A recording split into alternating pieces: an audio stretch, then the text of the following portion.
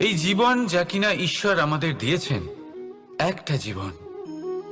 ঈশ্বর এক আত্মা দিয়েছেন পৃথিবীতে বাঁচার জন্য।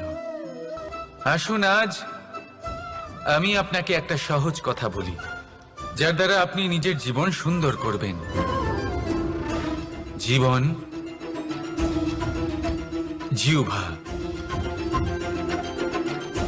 এদের দুজনেরই হলো একটাই রাশি। জিহ্বা অর্থাৎ আপনার কথা।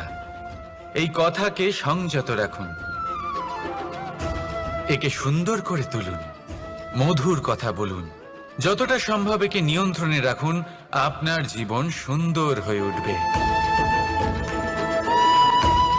কারণ এই শব্দ হয় অত্যন্ত শক্তিশালী।